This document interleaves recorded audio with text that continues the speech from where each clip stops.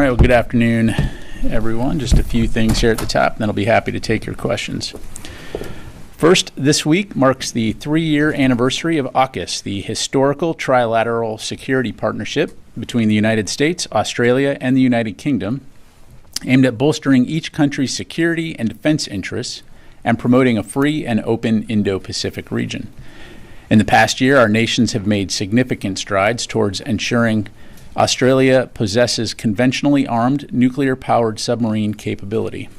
Notably, last month, over 30 Royal Australian Navy sailors performed maintenance on the USS Hawaii, a U.S. nuclear-powered submarine, for the first time in Australian waters. And beyond submarines, AUKUS is advancing next-generation technologies from uncrewed maritime systems to AI-enabled sensing systems that enhance our ability to detect, decide, and respond to threats more effectively. We in the Department of Defense are excited about the progress that has been made to date regarding AUKUS, and will keep you updated on new developments as we move forward. And shifting gears, Secretary Austin spoke by phone today with his Israeli counterpart to touch base regarding ongoing tensions in the Middle East and the threats facing Israel, to include the Houthi missile attack over the weekend. The Secretary reiterated the need for a ceasefire and hostage deal, and the importance of reducing tensions through diplomacy to prevent the potential for a wider regional conflict. Secretary Austin also spoke by phone today with his Ukrainian counterpart, Minister of Defense Rustem Umerov, to discuss Ukraine's battlefield dynamics and security assistance priorities. Minister Umerov provided an update on Ukraine's operations and capability needs, and the leaders discussed the successful 24th Ukraine Defense Contact Group meeting held at Ramstein Air Base, Germany on September 6. Secretary Austin reaffirmed the U.S. commitment to working with allies and partners to ensure Ukraine has the tools it needs to prevail in its fight against Russian aggression. The two leaders pledged to remain in close contact. And I'll conclude with two important items for recognition. This month, the Department of Defense celebrates National Hispanic Heritage by recognizing the contributions of Americans who trace their origin or descent to Mexico, Puerto Rico, Cuba, Central and South America, and other Spanish cultures. As we honor their heritage and contributions, we also recognize the vital impact these teammates have made to the safety and security of our nation. And finally, on behalf of the Department of Defense, I want to wish the United States Air Force an early happy birthday. Tomorrow, September 18th, the Air Force turns 77, and that's 77 years of delivering on our mission in defense of our great nation to fly, fight, win, air power, anytime, anywhere. So to my fellow airmen, congratulations and happy birthday. And finally, before I close, I want to welcome the Marine cohort from the Defense Information School. I've asked them to be here today to help provide backup in case you ask any really tough questions. So with that, we'll start with AP. Tara. Thank you, General Ryder. So a little privilege from the podium. Shout out to the Air Force. That's right. All right. Well, we told it. So the pager attack, has the Defense Department reached out at all to Israel? Has Israel let you know at all if they had a role in this attack? And given that this pager attack is kind of exposing a vulnerability, are there any members of the Defense Department still using pagers? Last question, I don't think so. In terms of the reports on the attacks, Tara, I've certainly seen that. I just don't have anything to provide in that regard. Obviously something that we're continuing to monitor, but don't have any information to provide. Separately, there's been, I think, up to 28 different incursions by Russian and Chinese aircraft around Alaska in the last several weeks. Kind of an uptick, and just wondering, are you concerned about this? What is going on from your point of view? Well, as I think you heard my colleague Sabrina mention yesterday, we're certainly aware of that. To my knowledge, those aircraft did not enter into U.S. airspace. And it's not the first time that we've seen the Russians and the Chinese flying, in the vicinity. And that's something that we obviously closely monitor, and it's also something that we're prepared to respond to. But in this particular case, it did not pose a threat to U.S. national security, and I'd refer you to the Russians in terms of why they feel compelled to want to look at the United States a little bit closer. But the numbers are certainly on the rise. There's been many more incursions than over past years. Yeah, again, look, I'm not going to speak for the Russians. They've had an exercise recently. We've talked about that. But in terms of why those numbers are what they are, again, I'd refer you to them. Other than to say, again, over the years, you see those numbers fluctuate. Something that we'll continue to keep an eye on, but doesn't pose a threat from our perspective. Laura. Thank you. Just following up on the pager's question, does DoD assess that this was an attack by Israel, and do you consider this an escalation of the tensions on the northern border? Yeah, as far as what it is, again, I just don't have anything to provide. And as far as escalation, broadly speaking, in the Middle East, this is something that we've been paying attention to for more than almost a year now, since Hamas's attack on Israel on October 7. And so we've been very, very focused. The Secretary's been very, very focused on ensuring that the tensions in the region do not escalate into a wider regional conflict. And as I highlighted at the top, that's something that continues to stay top of mind. Given the rhetoric just coming from Israel in the last couple of days, does DoD assess that some kind of invasion by Israel into Lebanon is more likely now or is imminent? Well, again, as I highlighted, we strongly believe that the best way to reduce the tensions along the Israel-Lebanon border is through diplomacy, and that will continue to be our focus. I know, beyond the Department of Defense, the U.S. government has most recently sent delegations to include Ambassador Hochstein over there to discuss ways to resolve these tensions, and so that will continue to be our focus. As far as any potential Israeli military operations, I'm not tracking anything in terms of ground incursions at the moment, but I'd refer you to the IDF to talk about their operations. Let me go to Carla. Thank you, Pat. Reaction to Russia's announcement about trying to scale up to 1.5 million members of their armed forces. What are the concerns at the Pentagon? Is that a realistic possibility? And just kind of in general, has Russia improved, or has the war in Ukraine given them a lot of blows as a military writ large? Yeah, well, without, again, speaking for the Russian Ministry of Defense, we certainly have to take the rhetoric seriously. I think, and you've heard many throughout the U.S., to include Secretary Austin, talk about the incredible negative impact that Russia's war in Ukraine has had on the Russian military. The rates of casualties that they're experiencing are staggering. The estimate earlier this month that the Secretary provided was, over 350,000 casualties. So certainly, in that regard, it's not surprising that the Russians would be looking at ways to augment their force going forward. Whether or not that's sustainable from an economic standpoint, from a readiness standpoint, those are all good questions, but best addressed by the Russian military itself. Let me go over here, Oren.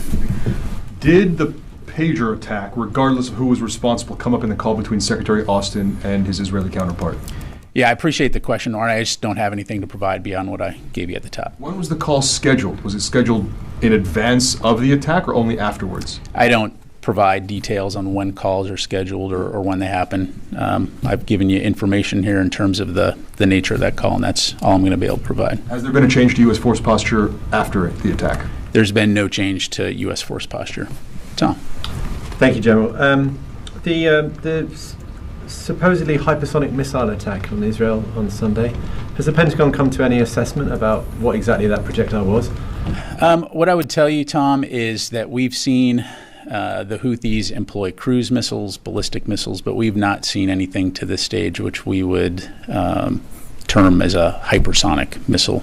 So you categorize it as a cruise missile? I believe in this case it was a ballistic missile, but yeah. Okay. And then separately, Prime Minister al-Sudani of Iraq yesterday told Bloomberg that there was going to be an announcement soon of U.S. troop withdrawals from Iraq. Is there any update you can give us from the podium about the state of those talks, or when we might be able to expect an announcement? Yeah, I certainly don't have an announcement to make today, and not going to get in the business of providing timelines from the podium here. As we've talked about in the past, the United States and Iraq at the most senior levels, from the Prime Minister and the President, have highlighted the fact that we are in discussions to look at how we transition from the global coalition to an enduring U.S.-Iraq bilateral security cooperation relationship. And so don't have anything to announce today, but certainly when we do, we'll make sure to keep you informed. Yes, sir. Thank you, General. So Hamas leaders are going to open their offices in Baghdad, being protected by Iraqi Hezbollah fighters. How does strengthen the Islamic resistance in Iraq and in the region? Let me make sure I understand. How does opening a Hamas office affect ISIS? To open their offices in Baghdad that are protected by Iraqi Hezbollah fighters. Do you think it will escalate the region and further strengthen the Islamic resistance? What I would say is the commonality here is the common denominator is Hamas, of course, is a terrorist organization, as is ISIS. I'll refer you to the Iraqi government to address the issue of Hamas opening up an office in Iraq. Our focus as it relates to our relationship with Iraq and on the regional security situation is on the enduring defeat of ISIS. That's why we have forces there at the invitation of the government of Iraq to help advise and train Iraqi forces. But as I just mentioned to your colleague, we're having those discussions about what the transition looks like, recognizing that ISIS remains a persistent threat, broadly speaking, particularly in Syria. And so we'll continue to stay focused on working with our Iraqi partners to ensure regional security and stability, by the way of which Iraq plays a very prominent role in the region in that regard. Thank you. Joseph. Thanks. Got one on the Houthis and one on the Lebanon-Israel border. Yesterday, the Houthis said they've shot down, I think, 3 U.S. drones over the past week or so, bringing what they claim total to be 10 since, I would think, around October. You guys have referred us to CENTCOM. CENTCOM referred you to me. Sorry? They referred you to me? No, they just haven't had any. They've been aware of reporting, and that's about it. So can you confirm anything in terms of any details in terms of the number of drones that have been taken down, if any have been shot down over the last week? Yeah, what I would tell you, Joseph, broadly speaking, for operation security reasons, I'm not going to be able to provide a specific number. I can tell you that number is not accurate. It's too high. I will say that we can confirm that yesterday an MQ-9 did crash in the vicinity of Yemen. That is being investigated, but I don't have any additional details to share. Just the second one. Does the Secretary or this department believe that an Israeli military campaign would help achieve their stated goal of returning displaced Israelis to the northern border? I'm not going to stand up here and provide a analysis or my perspectives on Israeli operations. We've been very clear on several things. One, we support Israel's right to self-defense. We believe that they face a significant number of threats in the region, to include Lebanese Hezbollah, who started rocket attacks on October 8th after Hamas attacked. So we're committed to ensuring that Israel has what it needs to defend itself. But we also have been very clear that we do not want to see the conflict between Israel and Hamas escalate into a wider regional conflict. And so that continues to be a key focus of this department and the broader U.S. government. Let me go to the phone here real quick. Phil Stewart, Reuters. Hey, thank you. Just a couple questions on the Lebanon pager blast. First of all, was the United States involved in any way in those blasts? Secondly, do you believe that it's had an impact, a material impact on Hezbollah and its capabilities? And lastly, do the pager blasts fit into the U.S. goals of de-escalation and seeking a resolution with Lebanon through diplomacy? Thanks. Yeah, thanks, Phil. Again, I don't have any details to provide on the reports of the pager blast. I can tell you, to my knowledge, there's no U.S. involvement in this at all. Again, it's something that we're monitoring. And in terms of potential escalation, I go back to what I said earlier in terms of a key focus for this department and the U.S. government writ large is on working with partners in the region, to include Israel, to prevent the conflict between Israel and Hamas from spiraling into a wider conflict. And that includes the tensions along the Israel-Lebanon border. And so we'll continue to strongly advocate for a ceasefire and the release of the hostages, and we'll continue to strongly advocate for a diplomatic resolution to the tensions that we're seeing along the Israel-Lebanon border. Ellie. Were there any U.S. raids or strikes against ISIS over the weekend? Ellie, what I'm tracking that there was an operation, a partnered operation in Syria to go after ISIS targets. We'll have more information to provide on that in the near future. Were there any injuries to U.S. service members? Not to my knowledge, no. Joe. Thank you. Could you confirm if Secretary Austin is going to the region next week and mainly to Israel? Yeah, I don't have anything to announce today, Joe, in terms of future travel. When and if we do, we'll certainly let you know. Another thing, if you could confirm as well, do you know if this building is conducting kind of direct or indirect communications with the Houthis? I don't have anything to provide from the podium in terms of DoD communication with the Houthis. Certainly there are interlocutors that the United States works with to communicate with various actors in the region, to include Iran. I'll just leave it there. Yes, sir.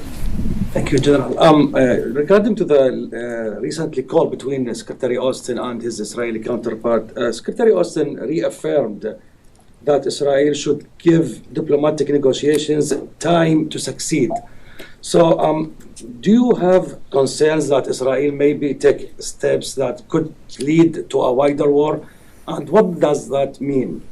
Well, I think the concerns are that the tensions in the region could spiral into a wider war. And of course, that involves all parties, So as we see Israel continue to be threatened by groups like Lebanese Hezbollah, as we highlighted in that readout, the Secretary believes that Israel needs to allow time for the negotiations and the public diplomacy to work in order to ease those tensions. So again, taking a step back here, we again fully recognize that there are significant tensions right now in the region, and we're going to do everything we can, both from a deterrent standpoint, but also from a diplomacy standpoint, to try to ensure that does not become a wider regional conflict. Louis. Going back to Tara's question, I apologize. I wasn't focusing on something else, so I wasn't quite Air sure. Force birthday? I get yes. it. Hashtag 77 all the way. Yeah. Can I get rights to that, by the way? Is that okay? You got it. When she asked whether this is a capability that the U.S. has, what was your answer? I wasn't quite sure what your response was. Which capability? When she was talking about pager. Yeah, I just don't have anything on the pager explosions. No, I mean, is this a capability that the United States has? I just don't have anything on that, Louis. Okay, and as a follow-on, independent of all of this, ethically speaking, as a military officer, is this a capability that falls within the ethical conduct of a war? I'm not a lawyer. I'm not, again, going to do a spot analysis on something that we've seen in press reports. I just don't have any information to provide on that. Sorry. Let me go over here to Constantine. Thanks, Pat. Following up on the MQ-9 that crashed, are you able to say how many MQ-9 drones the U.S. has lost over Yemen to date? I am not. Could you again, for operation security reasons, I'm just not going to be able to provide a number, and just have to leave it there. Okay. Thanks. Okay, time for a couple more. We'll go to Mike and then Jared. Sorry for that. The chairman and vice chair of the Commission on the National Defense Strategy, Representative Harman and Ambassador Edelman, are going to be testifying about their report that's just coming out before the HASC tomorrow. It makes pretty grim reading. I've been going through it today. It says one of the things to say is that the military lacks both the capabilities and the capacity required to be confident it can deter and prevail in combat, among other variety happy news from them. I was wondering if the Secretary aware of this report, and does the Department have a statement or at all about this? Yeah, thanks, Mike. I don't have anything to provide from the Secretary on the report itself, other than to say that as should be abundantly clear, he comes to work every day focused on the nation's defense and on implementing the National Defense Strategy. And that includes working with important partners like Congress to ensure that we have the funding and the resources and the personnel that we need to defend our country and deter attacks against the homeland. And I would go back to comments that he's made that we have the most combat credible, experienced military in the history of the world. And every single day, the men and women who put on our uniform and our DoD civilians come to work focused on making sure that our nation's safe. And so certainly we always welcome feedback from a variety of stakeholders and parties and how we can do things better. But in the meantime, we're going to stay focused on defending the nation. Thanks. Jared? Sir, yesterday the Secretary encouraged the Israeli Defense Minister Gallant to give more time for diplomacy. I mean, since the incident today in Lebanon, I know you don't have any details on it itself, but is the Secretary more concerned or is he less concerned about the potential for tension spiraling into wider conflict? Well, again, this is something that he's been focused on since Hamas's attack on October 7th. And so it's something that he's going to continue to stay focused on as well as the broader U.S. government. Thanks. Noah, and then we'll close it out with a call. I'm sorry if I missed this, but could you give us an update on where the TR is and where its destination is? Also, secondarily, on whether a two-carrier posture is again going to be necessary in this. Yeah, I don't have anything to announce in terms of broader carrier movements. The TR is in the Indo-Pacific theater. I'd refer you to the Navy for any details on that front. And close us out, Goel. Thank you, sir. Two questions, please. One. 2+2 meetings or summit going on in India just finished between U.S. and India. 2+2 from here, 2 from India. So, any comments on those meetings? What fruits will be for the future at the highest level meetings will take place, maybe here in Washington? And second, sir. No, go ahead. Second, also Quad summit is coming up in Delaware between those 4 countries, Quad. Under the leadership of President Biden and Prime Minister Modi, of course. Yeah, I appreciate the question. I don't have any updates to provide in terms of the 2+2 agenda, and I'd refer you to the White House for any questions regarding the Quad meeting, other than to say, as we've talked about before, we very much appreciate the relationship that we have with India, and we look forward to continuing to look for other opportunities to work together. Okay. So my question is, sir, as far as this Quad meeting, you had a question. Sorry, as far as this Quad meeting is going on, because there is threats are going on around the globe, including in the Middle East and war between Russia and Ukraine, and also tensions by China in the South China Sea, among others. And are we expecting, or maybe there is a peace in these nations from Quad meetings, or are we going for a bigger war or World War III?